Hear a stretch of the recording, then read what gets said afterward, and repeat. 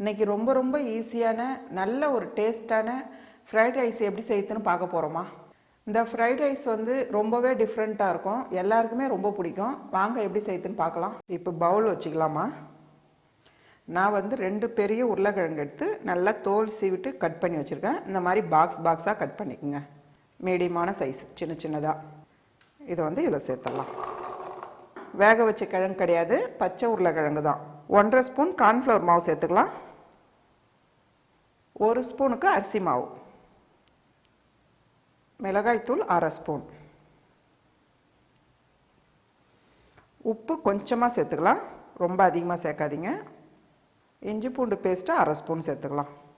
இப்போ இதெல்லாம் சேர்த்து நல்லா மிக்ஸ் பண்ணிவிடுங்கம்மா. ஃபஸ்ட்டு பாருங்கள், இந்த அளவு தான் தெளிக்கணும். இதெல்லாம் சேர்த்து நல்லா மிக்ஸ் பண்ணிவிடுங்க. கிழங்குல வந்து நமக்கு மசாலா நல்லா ஒட்டணும், அந்த அளவுக்கு நல்லா ட்ரையாக இருக்கணும். நல்லா வந்து மசாலா வந்து நம்ம உருளைக்கிழங்குல நல்லா ஒட்டி இருக்கு, இது போல் இருக்கணும். இதை நல்லா மிக்ஸ் பண்ணிவிட்டு ஒரு 5 நிமிஷம் அப்படியே இருக்கட்டும்மா. பாருங்கம்மா, பேனில் வந்து எண்ணெய் சேர்த்துருங்க. உருளைக்கிழங்கு பொரிக்கிற அளவுக்கு எண்ணெய் சேர்த்துக்குங்க. நம்ம மசாலா மிக்ஸ் பண்ணி வச்சு 5 நிமிஷம் ஆயிடுச்சு. இப்போ வந்து ஒரு பீஸாக இதில் எடுத்து சேர்த்துடலாம். பாருங்கள், இந்த ஸ்டேஜில் நம்ம எடுத்துடலாம். இப்போ பாத்திரம் வச்சுக்கலாமா. அதில் ஒரு 3 ஸ்பூன் அளவுக்கு எண்ணெய் சேர்த்துக்கலாம். ஒரு வெங்காயம் எடுத்து நீட்டு வகையில் கட் பண்ணியிருக்கோம்மா. இந்த டிஷ்ஷுக்கு வந்து வெங்காயம் அதிகமாக சேர்க்காதீங்க, கொஞ்சமாக சேர்த்தாலே போதும். இந்த அளவுக்கு சேர்த்துக்குங்க.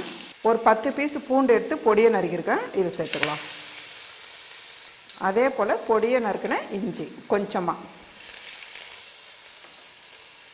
இதெல்லாம் சேர்த்து நல்லா வதக்கிடுங்க.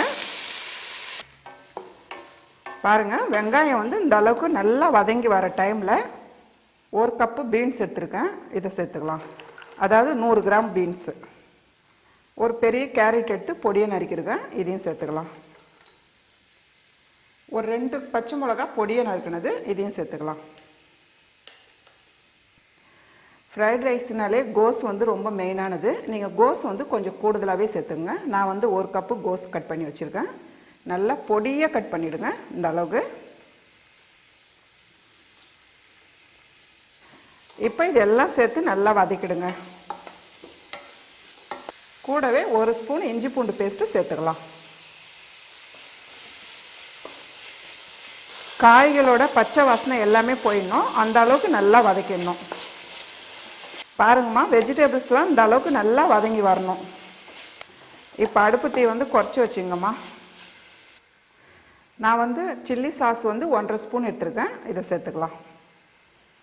சோயா சாஸ் வந்து கொஞ்சமாக சேர்த்துக்குங்க, லைட்டாக ஒரு 1/4 ஸ்பூன் அளவுக்கு சேர்க்கணும். இதையும் சேர்த்து நல்லா வதக்கிடுங்க. கூடவே கொஞ்சமாக மிளகுத்தூள் சேர்த்துக்கலாம்.